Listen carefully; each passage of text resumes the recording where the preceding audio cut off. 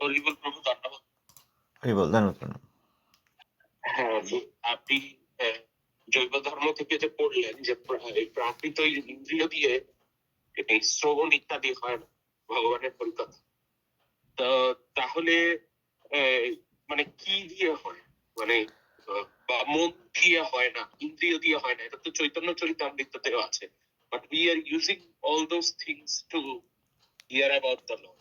তাহলে কি দিয়ে? সত্তরজতম গুণ আছে, সেইগুলির সঙ্গে মিশিয়ে করা আছে, তখন প্রকৃত শ্রবণ হয় না, এটা বলে। এটা ওই জন্য গুণগত লক্ষণ বলে গৌণ লক্ষণ বলেছেন। তবে আপনি যেটা বলছেন সেটাও ঠিক, প্রাকৃত ইন্দ্রিয় দিয়ে তো শ্রবণ কীর্তন হয় না।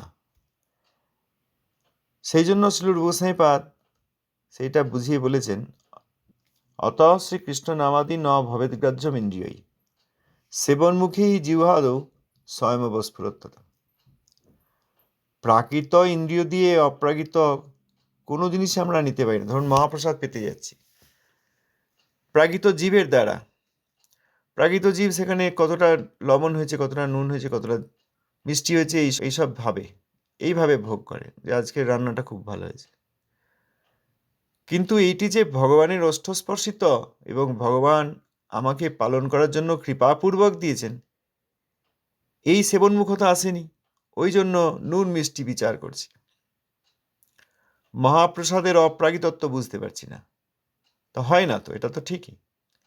তা কী করে হবে? যখন আত্মা সেবনমুখ হবেন তখন হবে। প্রাকৃত ইন্দ্রিয় দিয়ে তখন আর ডাল ভাত না খেয়ে আত্মা অপ্রাকৃত ইন্দ্রিয়ে মহাপ্রসাদের গুণ গাইতে গাইতে প্রসাদ পাবে। সেরকম সবই, এবং সেখানে প্রথম হচ্ছে শ্রবণ, অন্য কোনো ইন্দ্রিয় নয়। যখন কান দিয়ে আমরা শ্রবণ করব মহাপ্রসাদের তত্ত্ব, ভগবানের তত্ত্ব এবং নিজের আত্মতত্ত্ব, শ্রবণ করতে করতে যখন বুঝব, কান দিয়ে শ্রবণের পর যখন তত্ত্ব বুঝতে পারবো, তখন মহাপ্রসাদ পাওয়ার সময় আর প্রাকৃত জিহ্বার হাতে মহাপ্রসাদকে দেওয়ার অভিনয় করব না, তখন অপ্রাকৃত ভাবনার সঙ্গে মহাপ্রসাদ পাবো। অতএব প্রাকৃত ইন্দ্রিয় দিয়ে তো সেবা হয় না, কিন্তু আমাদের তো প্রাকৃত ইন্দ্রিয়ই সম্বল, প্রাকৃত ইন্দ্রিয়ই আমাদের একমাত্র সম্বল, আর তো আমাদের কিছু নেই, প্রাকৃত শরীরটা ছাড়া আর কি আছে। এই জন্য শ্রবণ কীর্তনের মধ্যে দিয়ে যখন কোনো আত্মা সেবনমুখ হবেন, তখন এই হৃদয়ে ভগবানের তত্ত্ব, ভগবানের সেবা উদিত হলে বাইরে ইন্দ্রিয়গুলিতেও সেগুলি প্রকাশিত পাবে। সেবনমুখেই জিহ্বাদৌ স্বয়মবস্ফুরত্বতা, মানে নিজেই স্ফূর্তিপ্রাপ্ত হন। প্রথমে আত্মায় স্ফূর্তিপ্রাপ্ত হন, শ্রবণের মাধ্যমে, শুদ্ধ ভক্তের কাছ থেকে শ্রবণের মাধ্যমে কর্ণের দ্বারা হৃদয়ে পৌঁছায়, হৃদয় থেকে আত্মা, সেখানে ভগবান প্রকাশিত হলে তখন তিনিই আবার নামরূপে জিহ্বা দিতে নৃত্য করেন। অতএব প্রাকৃত ইন্দ্রিয় তো হবে না, সেবনমুখ হলে হবে। আর এখানে বললেন গুণ, এই সত্য রজ তম, এই তিনটি গুণ যদি থাকে, এই তিনটি গুণের সংমিশ্রণে যদি এই শ্রবণ কীর্তনাদি অনুষ্ঠান করেন, যেটা কনিষ্ঠ অধিকারীও করেন, তখনও পর্যন্ত এইগুলি তার এই গুণগত গুণের অধীনে লক্ষণ, এই জন্য গৌণ লক্ষণ বলেছেন। বলুন প্রভুজি, আপনি যেটা বলছেন ঠিকই বলেছেন, তবে এখানে আমাদের বাবাজি মহারাজ গুণ দিয়ে বলেছেন, আর সেটার প্রভাব তো ইন্দ্রিয়ে রয়েছেই, অতএব কথাটি ঠিকই। আত্মার কি তাহলে সেপারেট সেট অফ সেন্সেস থাকে, নাকি মানে ভগবানই কৃপা করে নাম আস্বাদন করান, প্রসাদ আস্বাদন করান, মানে গোবিন্দই প্রসাদ রূপে প্রকাশিত হয়, গোবিন্দই নাম রূপে প্রকাশিত হয়, ব্যাপারটা এই, নাকি আত্মার আবার সেপারেট সেট অফ সেন্সেস আছে? নামই একই, এই জন্য গোবিন্দ নাম আর গোবিন্দ একই। আর গোবিন্দই প্রসাদ হন না, গোবিন্দ প্রসাদ দেন, প্রসাদও অপ্রাকৃত, গোবিন্দের প্রসাদ। আর আত্মার কি সেপারেট সেট অফ সেন্সেস আছে? হ্যাঁ, যতক্ষণ নির্বিশেষ ধারণা ততক্ষণ নেই। নির্বিশেষ ধারণা, সেখানে আত্মাকেও নির্বিশেষ ধারণা। যারা অদ্বৈতবাদী বা মায়াবাদী, শুদ্ধ যারা চিদ্রসগ্রাহী অদ্বৈতবাদী বা যারা অপরাধী মায়াবাদী, তারা দুজনেই ভগবানকে নির্বিশেষ মনে করেন। তবে মায়াবাদী ভগবানকে মায়ার অধীন মনে করেন, কিন্তু চিদ্রসগ্রাহী প্রকৃত অদ্বৈতবাদী সেটা মনে করেন না, তিনি ব্রহ্মকে ব্রহ্মরূপেই জানেন। তো সেই ধরনের নির্বিশেষ ধারণা যাদের রয়েছে, তাদের তো আত্মার প্রতিও নির্বিশেষ ধারণা। যতক্ষণ নির্বিশেষ ধারণা ততক্ষণ আত্মা ইন্দ্রিয়াদি কিছুই নেই, কারণ তারা মনে করেন আত্মা একটি চিৎ আলোককণা, চিদনু, ওই মাত্র। তা চিদনু আলোককণার আবার ইন্দ্রিয় কোথায় হবে? কিন্তু যখন শ্রবণ কীর্তন করতে করতে সবিশেষ ধারণা হয়, সচ্চিদানন্দময় ভগবান সবিশেষ, সেই ধারণা হলে তখন আত্মা নিজেকেও ভগবানের দাসরূপী অপ্রাকৃত শরীরধারী সেবক বলে জানেন। তখন সেই অপ্রাকৃত শরীরধারী ধারণা এলে তখন তার মধ্যে ইন্দ্রিয়াদি আছে। ইন্দ্রিয় না থাকলে সেবা করবেন কি করে? আত্মা যখন ভাববেন যে হ্যাঁ ভগবান জানবেন, আত্মা যখন জানবেন ভগবান এরকম সবিশেষ, তাঁর চরণে আমি ফুল দেব, একটা পুষ্প দেব, সেই ফুলটা তিনি দেবেন কীভাবে? হাতের মাধ্যমে দেবেন। তো তাঁর তো অপ্রাকৃত হাত তখন আছে। অতএব আত্মার কি অপ্রাকৃত ইন্দ্রিয়াদি আছে? হ্যাঁ আছে। যখন অপ্রাকৃত ধারণা হবে ভগবান সম্বন্ধে, তখন নিজেরও অপ্রাকৃত দেহ ধারণা আসলে সেই দেহের মধ্যে সব ইন্দ্রিয়ই আছে। আর যতক্ষণ সেটি না হচ্ছে, আলক্ষ্যণা মাত্র ভাব, চিদনু মাত্র ভাব, ততক্ষণ কোনো ইন্দ্রিয় নেই। বলুন। আত্মার সবিশেষত্ব যদি থেকেই থাকে, তাহলে এটা ভক্তি যাজন করে শ্রবণ কীর্তন করে কেন পেতে হবে? দেখুন, আত্মার আছে কখন? শ্রবণ কীর্তন হলে আছে। শ্রবণ কীর্তনের দ্বারা স্বরূপ বুদ্ধি হলে, যেমন স্বরূপ বুদ্ধি হবে সেরকম রূপ হবে। যদৃশী ভাবনার্যস্য সিদ্ধির ভবতি তদৃশী। যার যেরকম ভাবনা তার সেরকম সিদ্ধি, তার সেরকম সিদ্ধি অর্থাৎ সেরকম রূপ, সেরকম সেবা ভাবনা, সেই সব ধামে উপস্থিতি। ভাবনাটা আসবে কোথা থেকে? তা যতক্ষণ শ্রবণ কীর্তন না হয়েছে ততক্ষণ ভাবনাও আসে নাই। আর ভাবনা না এলে তার এই স্বরূপের যে রূপ, তার যে অপ্রাকৃত রূপ, সবিশেষ রূপ, সেটাও আসে নাই। রূপটি স্বতঃসিদ্ধ হতে পারে, কিন্তু কন্ডিশন হচ্ছে শ্রবণ কীর্তন। আর যতক্ষণ এই ভগবানের সবিশেষত্বের শ্রবণ কীর্তন হয়নি, ভগবানের ধামের শ্রবণ কীর্তন হয়নি, ততক্ষণ আত্মারও ওই আলোককণা মাত্র রূপ। আপনাকে একটা উদাহরণ দিই। স্পার্ক যদি করা হয়, স্পার্ক করা হয় না, এটা কোনো ওই গ্যাস লাইট, প্রথমে একটা পাথর থাকে, চাকাটা ঘুরিয়ে দিলে ওইখানে একটা স্পার্ক তৈরি হয়। ওই স্পার্কের কী রূপ আছে? কোনো রূপ নেই। কিন্তু তারপরেই যখন ওই নিচে থেকে পেট্রোলের গ্যাসটা আসে, তখন তার মধ্যে একটা অগ্নিরূপ ধারণ করে না? বলুন। পাথরে পাথরে ঘর্ষণ করলে যে আগুন হয়, সেটা তো একটা স্পার্ক, একটা স্ফুলিঙ্গ, ওই রকমই একটা ইলেকট্রিকের মধ্যে চলে গেল। তারপরে যদি সেখানে সঙ্গে সঙ্গে সে দাহ্য পদার্থ পায়, পেট্রোল পায়, তখন দাম করে একদম ধূপ করে জ্বলে ওঠে না? তখন অগ্নিশিখা হয়। এবার যদি আপনি বলেন আচ্ছা অগ্নিশিখা যদি এর মধ্যেই ছিলই, তাহলে আর পেট্রোল দেওয়ার কি প্রয়োজন? তাহলে তো অগ্নিশিখা ছিল না, তাহলে স্পার্ক মাত্র ছিল। ওই রকমই একদম আত্মা, ওই স্পার্কই, স্পিরিচুয়াল স্পার্ক, চিদনু। চিদনুর কোনো রূপ নেই। শ্রবণ কীর্তন করে যখন ওই ভাবনা আসবে, তখন সিদ্ধিদশায় তিনি ওই রূপ পান। প্রভু, শুদ্ধ সত্য কি আপনি গত কথায় আলোচনা করে ফেলেছিলেন? শুদ্ধ সত্য কবে হয়েছে আমি জানি না, প্রায়ই তো আলোচনা হয়। কি বলতে চান বলুন? শুদ্ধ সত্য অর্থটা যদি ব্যাখ্যা করে দেন। পরাশক্তি, বৈকুণ্ঠের যে গুণ, সেটি সবই শুদ্ধ সত্য। সেখানে প্রাকৃত সত্য নাই। প্রথমত এখানে যেমন প্রাকৃত সত্য, এখানে চাল তৈরি হলো, ধান হলো, সেখান থেকে চাল হলো, চাল থেকে সেদ্ধ করে ভাত হলো। এটা কি রজতম? না, এটা সত্য বস্তু, কিন্তু প্রাকৃত সত্য বস্তু। এটা খেলেও ওই প্রাকৃত সত্য গুণ লাভ হবে।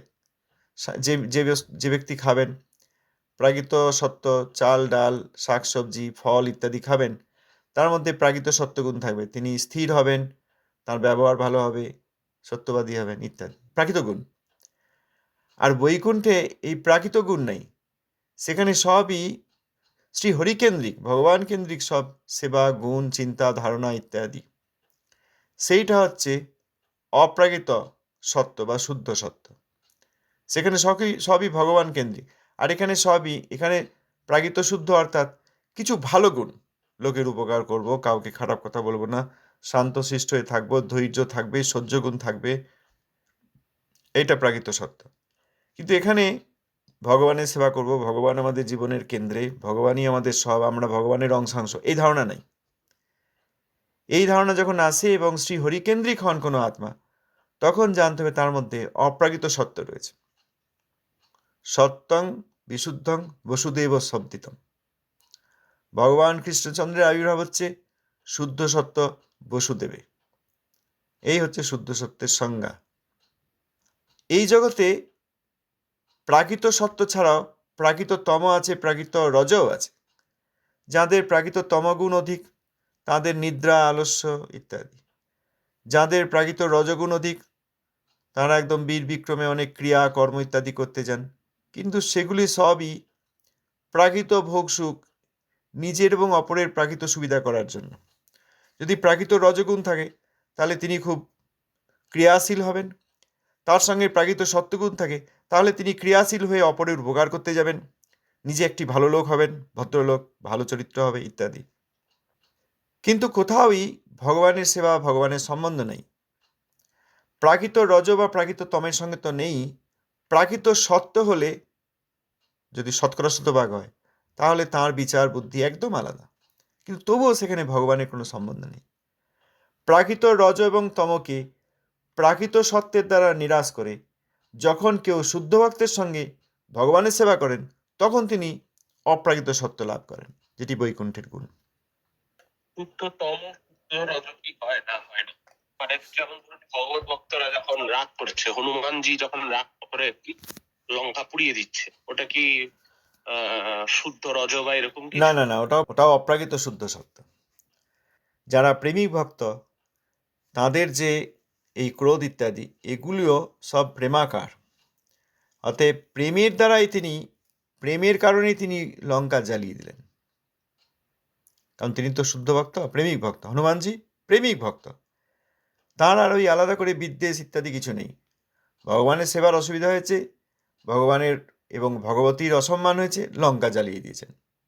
ও সব অপ্রাকৃত অর্থাৎ শুদ্ধ সত্যেরই প্রভাব।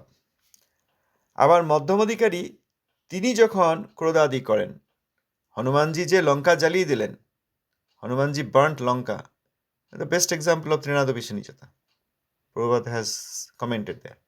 তাহলে মধ্যমাধিকারী যখন এই পথ অনুসরণ করেন তার মধ্যেও ওই অপ্রাকৃত সত্যই আছে। অপ্রাকৃত সত্ত্বে সম্বন্ধ জ্ঞানে সেবা করতে গিয়ে যে অসুবিধা হচ্ছে সেখানে তিনি বিরক্ত হচ্ছেন এবং দেশিকে উপেক্ষা করছেন। সেই উপেক্ষারই একটি রূপ হচ্ছে ক্রোধ, সেই উপেক্ষারই একটি রূপ হচ্ছে প্রতিবাদ ও উপেক্ষা। সেটা ওই শুদ্ধ সত্যের কারণে করছেন, তার মধ্যে রজতম গুণ আছে বলে করছেন না। রজতম গুণ থাকলে তিনি করতে পারতেন না, প্রাকৃত ঝগড়া করতেন। মধ্যমাধিকারী যে উপেক্ষা বা প্রতিবাদ অপ্রাকৃত বিষয়। যেখানে বিষ্ণু বৈষ্ণবের সেবায় অসুবিধা হয়েছে সেখানে তিনি বলেছেন, তীব্রভাবে বলেছেন। এটা শুদ্ধ সত্যেরই প্রকাশ। আর প্রাকৃত লোক হলে সেখানে ঝগড়াঝাটি করবে, প্রাকৃত রাগ করবে, প্রাকৃত ক্রোধ করবে। মধ্যমাধিকারীরও এই ধরনের সেবাগুলি, উপেক্ষারূপ সেবাগুলি শুদ্ধ সত্যেরই প্রকাশ। প্রভু, প্রতিবাদী যে উপেক্ষা, এটা কোথায় থেকে আমরা জানতে পারবো? আমাদের ঠাকুর মহাশয়ের বিভিন্ন গ্রন্থাদি আছে।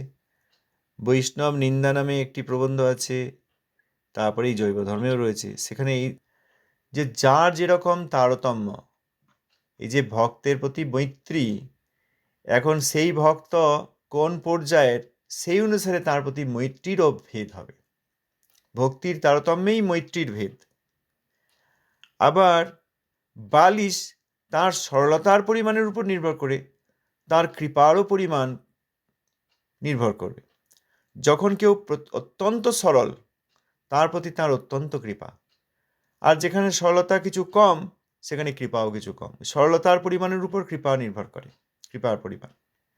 সেরকম দেশির প্রতি যে উপেক্ষা মধ্যমাধিকারীর পক্ষে মাস্ট, সেইটা ওই কে কেমন বিদ্বেষী তার উপর নির্ভর করবে। যদি অল্প বিদ্বেষ হয় তাহলে তিনি মৌন ধারণ করে সহ্য করেন, যদি অধিক বিদ্বেষ হয় তাহলে তিনি স্থান পরিত্যাগ করেন, আর তার চেয়েও যদি বেশি বিদ্বেষ হয় তখন তিনি প্রতিবাদ করেন। যেটা আমরা এই জৈব ধর্মেও পড়লাম। কেন, আপনি কি কারণে জিজ্ঞেস করছেন? হ্যাঁ, কি কারণে মানে what is the question behind the question? না, just came in my mind, আচ্ছা, নাথিং মোর দ্যান দ্যাট। আচ্ছা, ঠিক আছে। ধন্যবাদ, প্রণাম। ধন্যবাদ, প্রণাম। আচ্ছা, ধন্যবাদ, প্রণাম। এই দেখুন, এইখানে রয়েছে মধ্যমাধিকারী শুদ্ধ ভক্তের কর্তব্য এই যে শাস্ত্র যুক্তির দ্বারা ঈশ্বরে প্রেম, শুদ্ধ ভক্তে মৈত্রী, বালিশে কৃপাও, দেশী ব্যক্তিতে উপেক্ষা করিবেন। ভক্তির তারতম্য অনুসারে মৈত্রীর তারতম্য উপযুক্ত। এই যে এখনই যেটা বললাম, ভক্তির তারতম্য, যার যেমন ভক্তির পরিমাণ তার প্রতি মৈত্রীও সেই রকম। বালিশের মূঢ়তার অথচ সরলতার পরিমাণ অনুসারে কৃপার তারতম্য উপযুক্ত। কে কেমন বালিশ, কার কতটা সরলতা, সেই অনুসারে কৃপার তারতম্য মানে কি, ভেরিয়েশন অফ কৃপা, ভেরিয়েশন অফ মার্সি। দ্বেষী ব্যক্তির দ্বেষের তারতম্য অনুসারে তাহার প্রতি উপেক্ষার তারতম্য উপযুক্ত। এই সকল বিবেচনাপূর্বক মধ্যম ভক্ত সকল পারমার্থিক ব্যবহার করিবেন। ঐহিক ব্যবহার এই ব্যবহারের অধীনে সরলরূপে কৃত হয়। তাহলে দ্বেষী ব্যক্তি, তার দ্বেষের তারতম্য, সকলের তো বিদ্বেষ এক প্রকার নয়, তাদের দুর্ভাগ্য অনুসারে তাদের বিদ্বেষের পরিমাণ অধিক। সুতরাং বিদ্বেষের পরিমাণ কেমন, তার যে ভেরিয়েশন রয়েছে, সেই ভেরিয়েশনের উপর মধ্যমাধিকারী ও উপেক্ষা ডিপেন্ড করবে। উপেক্ষা will vary depend upon the variations of the বিদ্বেষ। জয় গুরুদেব, জয় প্রভুপাদ। ধন্যবাদ প্রণাম প্রভু। ধন্যবাদ প্রণাম প্রভু। আচ্ছা প্রভু, ওই যে বললো না হনুমান লঙ্কা দহন করেছিলেন, ওটা তৃণাদপি সুনিচতার মানে চরমতম নিদর্শন, এটা প্রভুপাদ বলেছেন। ওটা একটু যদি বলেন। লঙ্কা দহন করলে আবার তৃণাদপি সুনীচ কোথায় হলেন? তো বড় অহংকারী হয়ে গেলেন মনে হচ্ছে না? আমরা একটা জিনিস বুঝতে পারি না, তৃণাদপি সুনীচ মানে প্রথম প্রশ্ন, কার কাছে তৃণাদপি সুনীচ? তিনি শ্রী রামচন্দ্রের চরণে তৃণাদপি সুনীচ। এই জন্য শ্রীরাম বিরোধী বা শ্রীরাম শক্তি শ্রীমতী সীতাদেবীর প্রতি অবমাননা যেখানে হচ্ছে, সেখানে তিনি এই বিক্রম প্রকাশ করবেন। এইটা হচ্ছে তৃণাদপি সুনীতার সর্বশ্রেষ্ঠ উদাহরণ। কেন? তিনি রামচন্দ্রের শ্রীচরণে এমন তৃণাদপি সুনীচ, অর্থাৎ এমন সেবক তিনি, যে সেই সেবক শ্রী রামচন্দ্র বা জগন্মাতা সীতাদেবীর কোনো অবমাননা সহ্য করতে পারছে না। তৃণাদপি সুনীচ তার উদাহরণ দেখলে আমি প্রভুপাদ উপদেশামৃতে আছেন, দেখবেন সেখানে প্রভুপাদ বলেছেন যে ঢঙ্গ বিপ্রের কাছে তৃণাদপি সুনীচ নয়, ভগবত বিরোধীর কাছে তৃণাদপি সুনীচ নয়, এইভাবে বলেছেন। তো সেখানে তৃণাদপি সুনীচ কার কাছে? শুদ্ধ ভক্তের কাছে, পাবলিকের কাছে নয়, রাবণের কাছে নয়, লঙ্কা সাম্রাজ্যের কাছে নয়, রামচন্দ্রের কাছে। এই যে হয় না যে ইনি একজন মাস্টার ডিগ্রি বা ইনি পিএইচডি করেছেন। হ্যাঁ, পিএইচডি কিসে করেছেন? কেমিস্ট্রিতে না ভূগোলে না অঙ্কে, সেটা তো দেখতে হবে। সেরকম তৃণাদপি সুনীচ কার কাছে তৃণাদপি সুনীচ, এইটা যদি চিন্তা করি আমরা, তাহলে এই জিনিসটা বোঝা যাবে। জি প্রভু। আচ্ছা আচ্ছা, আরেকটি প্রশ্ন হচ্ছে যে অনেকদিন আগে একবার আলোচনা হয়েছিল, পুলিশ প্রভু একটা আলোচনা করেছিলেন একলব্য প্রসঙ্গে। যে একলব্যর ঘটনাটি মানে ওইটাকে একটু নিন্দার চোখে একটু অন্যরকম ভাবে দেখায়। ওই জায়গাটা একটু পরে যদি কখনো বা বলে একবার আলোচনা করে দেন। আমার তো মনে নেই কখন কি আলোচনা হয়েছিল বা এখানে হয়েছিল কিনা, আমি জানি না। আপনি আলোচনাটা বলুন, মানে অন্তত ব্রিফলি বলুন কি আলোচনা হয়েছিল, তাহলে বুঝতে পারবো আশা করি। ওখানে ওখানে যেটি হয়েছিল আপনার আমাদের ছিল ভক্তিপ্রজ্ঞান কেশব মহারাজের একটি অনুচ্ছেদ আছে। তিনি ওই প্রভুপাদের কোন একজন প্রভুপাদের সমালোচনা করেছিলেন, যদুবংশীয়, মানে তার নাম যদুবাবু এরকম কিছু একটা ছিল। তো সেইটি প্রসঙ্গে আপনার প্রশ্নটা কি বলুন একলব্য সম্বন্ধে। একলব্য হচ্ছে যে মানে একলব্য তো গুরু ভক্তি, মানে তিনিও আলাদা করে নিজে ধনুর্বিদ্যা শিক্ষা করেছিলেন, এবং গুরুদেব তাকে গুরু দক্ষিণা হিসাবে তার আঙুল কেটে নিয়েছিলেন। তো সেইটাতে অনেক সময় সেটাকে গর্বের সাথে দেখানো হয় যে এইরকম একটা অনেক বড় ধনুর্ধর ছিলেন, যদিও তিনি গুরুর কাছে শিক্ষা করেনি, তিনি গুরু দক্ষিণা দিয়েছিলেন। তো কিন্তু আমাদের বৈষ্ণব গুরুবর্গগণ এইটিকে অন্য মানে অন্যভাবে এটাকে ব্যাখ্যা করেন, যে উনি যে সঠিক মার্গে নেই, উনি বিপদগামী আর কি। সেই সেই হিসাবে মানে কোথাও ব্যাখ্যা আছে এটা। ওই জায়গাটাকে ওই ব্যাখ্যাটিকে শুনতে পেলে খুব ভালো হতো। আচ্ছা, তাহলে কেন তাকে তার মহত্ব না দিয়ে তার এই জিনিসটাকে খুব একটা সম্মান করা হয়নি, এটা বলছেন তো? আচ্ছা দেখুন, একলব্য প্রথমে দ্রোণাচার্যের কাছে শিক্ষা করতে চেয়েছিলেন, শিক্ষা পেতে চেয়েছিলেন। দ্রোণাচার্য বলেছিলেন যে না, আমি ইতিমধ্যেই রাজপুত্রদের শিক্ষা দিই। তো গুরু নাই বলতে পারেন, বিষয়টা হচ্ছে ক্ষত্রিয় ধর্মের শিক্ষা, অস্ত্র শিক্ষা ইত্যাদি। ভগবত ভক্তি শিক্ষা নয়। তো সেখানে একলব্য যেটি করেছিলেন, এসেন্সটা এখানে যে একলব্য যেটি করেছেন, গুরু দেবেন না বলেছেন তো কি হয়েছে, তবুও আমি এই শিক্ষা লাভ করব, তার মূর্তি বানিয়ে আমি শিক্ষা লাভ করব, তার মূর্তি বানিয়ে তার সেবা করব বা তার আদেশের পক্ষে চলবো, তা তো করেননি। তার মূর্তি বানিয়ে সেই মূর্তির সামনে আমি আমার যেটা পাওয়ার ইচ্ছা ছিল সেইটা আমি পেয়ে নেব, আমার স্বার্থ সিদ্ধিটা আমি করে নেব। এই জন্য তিনি মূর্তি বানিয়ে করেছিলেন। এখন গুরুদেবের আজ্ঞার বাইরে গিয়ে তিনি এটা করেছেন বলে দ্রোণাচার্য ওই দক্ষিণার স্বরূপে আসলে তাকে শাস্তি দিয়েছিলেন। তো সেখানে অষ্টশিক্ষার বিষয় রয়েছে এবং সেখানে গুরুদেব দ্রোণাচার্য অষ্টগুরু আর এই একলব্য তিনি অষ্টশিক্ষা করেছেন। কিন্তু ঘটনাটি যে শিক্ষা সেটা হচ্ছে গুরুদেবের আদেশের বিরুদ্ধে গিয়ে আমি নিজে কিছু হাসিল করে নেব, আমি কিছু পেয়ে যাব, এই বুদ্ধি যারা করেন তাদের বুদ্ধি একলব্যের মতো, তারা শাস্তি পাবেন। আবার আরেক দিক রয়েছে যে দ্রোণাচার্য যাকে প্রধান এবং সর্বশ্রেষ্ঠ ধনুর্ধর রূপে নির্ণয় করেছিলেন, সেই অর্জুন তো কৃষ্ণেরই নররূপ। নরনারায়ণ যে বলা হয়, সেখানে নারায়ণ কৃষ্ণ আর নররূপে অর্জুন। কৃষ্ণ শ্রীমদ্ ভগবদ্ গীতায় বিভূতি যোগে বলেছেন যে পাণ্ডবগণের মধ্যে অর্জুনই আমার প্রতিনিধি। বলেছেন না যে অক্ষরগণের মধ্যে অ, দেশের মধ্যে রাজা, সেরকম অর্জুন হচ্ছে পাণ্ডবদের মধ্যে আমার প্রতিনিধি। তা সেই অর্জুন সর্বশ্রেষ্ঠ ধনুর্ধারী, তিনি সেখানে ধনুর্বিদ্যা শিক্ষা লাভ করছেন এবং দ্রোণাচার্যের সবচেয়ে প্রিয় পাত্র তিনি, ধনুর্বিদ্যার শ্রেষ্ঠ শিষ্য তিনি। তো এখানে ভক্তের সঙ্গেও একটা অবজ্ঞা আসছে, কারণ পরবর্তীকালে একলব্য বলেছেন আমার আঙুলটা নেই, তবু আমি ওই রকমই যুদ্ধ করতে পারি। সুতরাং সেখানে কক্ষা কার সঙ্গে করা হচ্ছে, দ্বন্দ্ব প্রতিদ্বন্দ্বিতা কার সঙ্গে হচ্ছে, কৃষ্ণের প্রিয় ভক্ত অর্জুনের সঙ্গে। অতএব যারা গুরুদ্বেষী বা গুরুদ্রোহী হন কিন্তু তবুও গুরুর শক্তি লাভ করে নিজে কিছু হাসিল করতে চান, তারা দুইটি জিনিস করেন, একটা হচ্ছে গুরুবজ্ঞা আর একটা হচ্ছে বৈষ্ণব অপরাধ। দ্রোণাচার্যের আজ্ঞার তিনি শেখাবেন না বললেন, তারপরেও তিনি বললেন না আমি শিখে নেব। আর যার সঙ্গে তার প্রতিদ্বন্দ্বিতা পরবর্তীকালে ওই কে সবচেয়ে বড় অষ্টধারী, সেখানে তিনি অবজ্ঞা করার চেষ্টা করছেন অর্জুনকে। এই জন্য এই উদাহরণটি জগতের লোকের কাছে খুব চোখের জলের কারণ হয়। যে আহা, জগতের লোক কীভাবে দেখে যে তিনি তো ধনুর্বিদ্যা শিখতে চাইছিলেন, দ্রোণাচার্য তো তাকে শেখালেনই না, এ নিজের দক্ষতা শিখলো, একটি মূর্তি মাত্র বানিয়েছিল, মূর্তির সামনে শিখলেই কি আর শেখা যায়? এটা জগতের লোকের ধারণা। মূর্তি তো সাধারণ মূর্তি, সেখানে তো দ্রোণাচার্যের কোনো অবদান নেই, কিন্তু আঙুলটি কেটে তিনি নিয়ে চলে গেলেন। এ কী ধরনের গুরু? এই জন্য একলব্যের জন্য অনেকে চোখের জল ফেলেন। কিন্তু মহাভারত যে শাস্ত্র, যে শিক্ষা এখানে, যে সিদ্ধান্ত এখানে দেওয়া হয়েছে, সেটা জগতের লোক বুঝতে পারবে না, কারণ তাদের মধ্যে আনুগত্য নেই।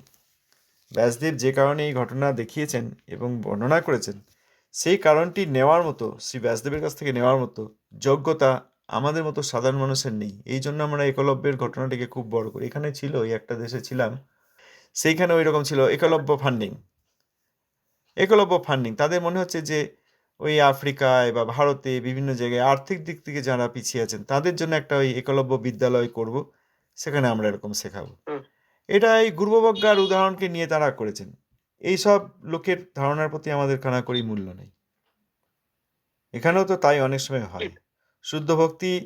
শুদ্ধ ভক্তির ছলনায় অনেকে আসে, এসে সব সম্পত্তি, মন্দির, বিগ্রহ মনে করে এটা আমাদের দখলের বস্তু। প্রণামী পড়বে, লোক আসবে, পা ধুয়ে দেবে, শিষ্য মন্ত্র দেবে। মন্ত্র তো ফ্রি, মন্ত্রটা একবার বলতে তার পয়সা লাগে না, কিন্তু তারা অনেক প্রণামী আদি দিয়ে যাবে, আমার অনুসরণকারী হবে। এও ওই একলব্যই।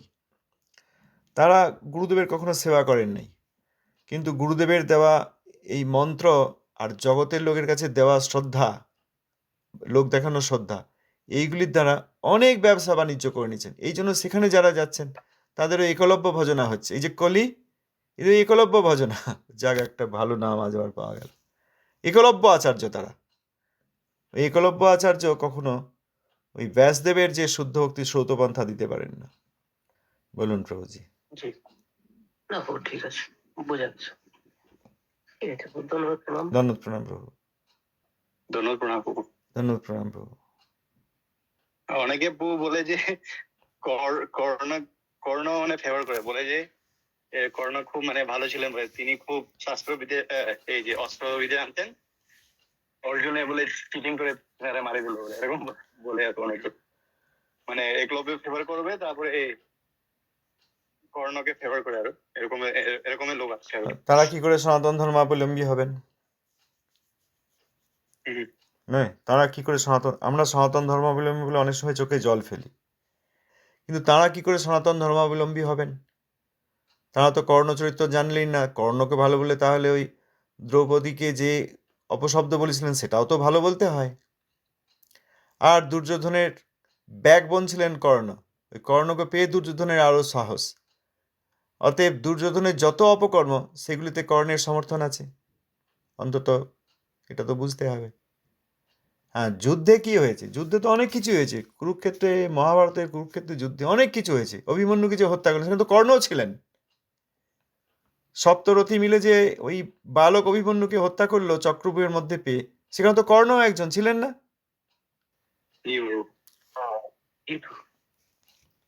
তো কর্ণ যদি তাই হবে, তাহলে পরশুরামের মুখ দিয়ে ভগবান অভিশাপ দেওয়ালেন কেন? সব যে যখন বেশি দরকার তোমার, তখন এই রথের চাকায় তার তো চললো না, এই বিদ্যা কোনো কাজে আসবে না। এই রকম কর্ণও তাই চেয়েছিলেন। তিনি গুরু পেয়েছিলেন ভগবানকে, পরশুরাম পেয়েছিলেন না? কিন্তু সেখানে গিয়েও তিনি ওই ধনুর্বিদ্যা শিক্ষা করেছেন, কিন্তু ভগবানের শক্তাবেশ অবতার পরশুরাম তাকে অভিশাপ দিলেন কেন? প্রয়োজন আছে বলে। কর্ণ তো শাস্ত্রজ্ঞ ছিলেন, কিন্তু শাস্ত্রজ্ঞ হওয়া সত্ত্বেও শাস্ত্রের নির্যাস না নিয়ে তিনি ওই কর্তব্যের নির্যাস নিয়েছিলেন, যে আমাকে যে রাজা করলো দুর্যোধন, এখন আমি চিরকাল তার কাছে ঋণী হয়ে গেলাম। হ্যাঁ, ওইটা আছে কর্ণের। এই যে একটা গুণ, যে আমাকে যখন কিছু দিয়েছে আমি তার কাছে চিরকাল কৃতজ্ঞ থাকব, এই গুণটি আছে। কিন্তু এটি প্রাকৃতবোধে ব্যবহৃত হওয়ায় তাঁরও সর্বনাশ হলো। এরকম তো অনেকেরই হয়েছে। মহাভারত হচ্ছে, শুদ্ধ ভক্তের জন্য মহাভারত লেখেননি ব্যাসদেব। মহাভারত আদি পুরাণ লেখার পরেও মহাভারত সম্মানীয়। ভগবানের কথিত বস্তু অসম্মানীয় নয়, সম্মানীয়। কিন্তু মহাভারত আদি পুরাণ লেখার পরেও ব্যাসদেবের হৃদয়ে যখন শান্তি এলো না, তখন তো তিনি নারদ গোস্বামীর কাছে গেলেন, বললেন যে আমি তো জগতের লোকের জন্য, উপকারের জন্য এত কিছু লেখার চেষ্টা করলাম, তারপরেও আমার হৃদয়ে শান্তি নেই কেন? ব্যাসদেবকে তখন নারদ গোস্বামী বললেন, হ্যাঁ লিখেছো তুমি ঠিকই, কিন্তু অবিমিষ্ট কৃষ্ণ কথা লেখো নাই। অবিমিষ্ট কৃষ্ণ কথা কীর্তন ছাড়া কখনো হৃদয়ে শান্তি হয় না। তখন তিনি এই কৃষ্ণ হইতে চতুর্মুখ, হয় কৃষ্ণ সেবনমুখ, ব্রহ্মা হইতে নারদেরও মতি, নারদ হইতে ব্যাস। অতএব নারদ গোস্বামী তখন ব্যাসদেবকে অবিমিষ্ট কৃষ্ণ কথা যে শ্রীমদ্ ভাগবত, সেইটি দিয়েছিলেন। তখন ব্যাসদেবকে বিস্তার করে লিখে তখন শান্তি পেয়েছিলেন। শ্রীমদ্ ভাগবত অমল পুরাণ, শ্রীমদ্ ভাগবতম প্রমাণমলম প্রেমা পুমার্থ মহান। সেই শ্রীমদ্ ভাগবত লেখার পর তাঁর হৃদয়ে শান্তি এসেছিল। শুদ্ধ ভক্তগণ শ্রীমদ্ ভাগবত থেকে শুদ্ধ ভক্তির সন্ধান পান, আর অন্যান্য পুরাণ থেকে যেখানে যেখানে শুদ্ধ ভক্তির কথা আছে শুধু সেইগুলি নেন, আর যেখানে যেখানে বিদ্ধ ভক্তির কথা আছে সেইগুলি তাঁরা নেন না। প্রভুপাদ কথা বলেছেন যে মহাভারত আদি গ্রন্থে বিদ্ধ ভক্তদের জন্য যেসব কথা আছে, বিদ্ধ ভক্ত মানে আমরা জৈব ধর্মে পড়লাম, যে বিদ্ধ ভক্ত অর্থাৎ যাদের মধ্যে এই জ্ঞান কর্ম ইত্যাদি মিশ্রিত রয়েছে, তারা বিদ্ধ ভক্ত, কর্মযোগ, জ্ঞান যোগ ইত্যাদি। এই বিদ্ধ ভক্তদের জন্য যেসব কথা লেখা আছে মহাভারতে, সেইগুলির দ্বারা শুদ্ধ ভক্ত প্রভাবিত হন না। অতএব কর্ণের বিষয়, একলব্যের বিষয়, সেখান থেকে ওই এসেন্সটি নেওয়া হয়। একলব্য তিনি গুরুবজ্ঞা করেছিলেন, গুরুদেব বললেন তোমাকে এটা শেখাবো না, তিনি দিলেন না, তবুও তিনি গুরুদেবের মূর্তি করে সেই জিনিসটা পেতে দিয়েছেন। এটা স্বার্থ ছাড়া আর কি। অতএব শিষ্য যদি স্বার্থপরতা করে, গুরুর প্রতি শ্রদ্ধা দেখিয়েও, তখন সেটা গুরুবজ্ঞা হয়। একমাত্র প্রকৃত গুরুদেবের অনুশাসনে থেকে তাঁর আদিষ্ট সেবা সম্পাদন করলে তখন গুরু সেবা হয়। তা না হলে সবই ওই আবার ওই নিজের স্বার্থে। এই যে কলি এসেছিল পাঁচিল টপকে, যে বললাম না, ওই বিভিন্ন রকমের কাস্তে হাঁসু এসব নিয়ে, হ্যাঁ তখন ওই গোলাগুলি নিয়ে আসে নাই, এটা বলতে হবে, কিন্তু এই ধাতব অস্ত্রগুলো নিয়ে এসেছিল এবং রক্তারক্তি হয়েছিল, এবং মধ্যরাত্রি তারা পাঁচিল টপকে এসেছিল। কি জন্যে? গুরুদেবের সেবা করতে? না, গুরুবজ্ঞা করতে। গুরুদেব লিখে দিলেন যে দলিল, সেটায় ক্রমবিপর্যয় করে নিজের নামটা 5 নম্বরে, অর্থাৎ শিষ্যগণের মধ্যে প্রথম নিয়ে এসে যে গুরুদেবের সইকে জাল করলো, সেটা কি গুরু সেবা? না, সেটা গুরুবজ্ঞা। গুরুদেবের সেবা না করে প্রাকৃত সম্পদ মনে করে সেগুলিকে বেদখল করা। তা কলি কি এমনি বলি? একলব্য তো অস্ত্র শিক্ষা করেছিল, তারপরে ওই অস্ত্র নিয়ে যুদ্ধাদি করেছিল, তারপর তাকে হত্যাও করে দিয়েছিল। এইগুলো তো শুদ্ধ ভক্তির অবমাননা, এগুলো আরো ভয়ঙ্কর একলব্য। বুঝতে পেরেছেন? সুতরাং কর্ণ একলব্য। হ্যাঁ বলুন, আর কি বলবেন? হ্যাঁ, একদিন আপনি বলছিলেন প্রভু, যেমন এই যে কর্ণ খুব যখন দরকার ছিল এই যে শক্তিটা থেকে মানে ভুলে গেলেন বা কাজ আসতো না, কাজে আসলো না। হ্যাঁ। সেরকমে যদি আমরাও যদি মানে গুরু সেবা না করি, শুধু মানে সেলফ মানে নলেজটা অ্যাকোয়ার করলাম, তারপরে কিছু গুরু সেবা না, তাহলে এরকম হবে। কিছু বলছেন না আপনি, একদিন ভুলে গেলাম আমি একটু। হ্যাঁ, এই যে আমাদের এই যে প্রশ্নোত্তর বা আমাদের এই যে জৈব ধর্ম পড়ছি, এখান থেকে শোনার বোঝার চেষ্টা করছি, এখানে উদ্দেশ্য হওয়া উচিত যে এই শ্রবণের দ্বারা ভগবান এবং ভক্ততত্ত্ব, সেবাতত্ত্ব, ভক্তিতত্ত্ব জেনে আমি কি করতে পারি উইদাউট রিলাইং আপন মাইসেলফ। আমার যোগ্যতা নেই, তবুও ভগবান আমাকে দিয়ে কি সেবা করিয়ে নিতে চান, সেইখানেই আমি যোগ দেবো। এটা তো বুদ্ধি আমাদের এখনো বেশিরভাগ আসছে না। আমরা এই ইনফরমেশন গ্যাদারিংয়ের মতো করছি। এই যে একটা খবর পাওয়া গেল, এই জিনিসটা বোঝা গেল, যেটা আগে বলছিলাম, যে আমার যেগুলো অলরেডি ধারণা আছে সেগুলোকে এবার যাচাই করে নিই, বা সেগুলোকে সমর্থন করিয়ে নিই। আর যাচাই করে নিই একরকম, যে ঠিক আছে ঠিক আছে, কোনটা ঠিক কোনটা ভুল বুঝে নিই, সে তবু ঠিক আছে। আর আমার যেগুলো ধারণা আছে সেগুলো রেখে দেবো। এইখান থেকে কি কি পেয়ে আমরা এই জৈব ধর্ম থেকে কি কি পেয়ে আমরা আমাদের বর্তমান ধারণাগুলিকে সমর্থন করিয়ে নিতে পারি, আর বাকিগুলো আমরা ডিসকার্ড করে দেবো। আবার কেউ হয়তো ইনফরমেশন গ্যাদারিং করছে, আমার কিছু জ্ঞান হবে, এইসব ধারণা বলতে বুঝতে শিখতে পারবো, বা আর কাউকে চমকিয়ে দিতে পারবো, এইসব। কিন্তু সেবা কই? আমি অল্প শুনেছি, খুব অল্প বুঝেছি, এখন বলুন আমি কি করতে পারি? এই কথা তো আমরা প্রভুপাদের কাছে এসে বলছি না, গুরুদেবের কাছে বলছি না, আমরা শুধু শুনে যাওয়ার চেষ্টা করছি। অন্য উদ্দেশ্য রয়েছে, আমরা সবাই নয়, আমি আমার কথা বলছি, অন্য উদ্দেশ্য রয়েছে। কিন্তু যা শুনলাম, যা বুঝলাম, এবার বুঝেছি আমাকে সেবা করতে হবে। বলুন আমি কি সেবা করতে পারি? এই প্রশ্ন তো আমি এখনো করিই নাই।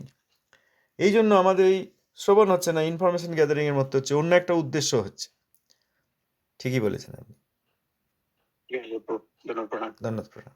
জয় নিতাই। জয় নিতাই। জয় প্রভুপাদ। জয় প্রভুপাদ, জয় গুরুদেব।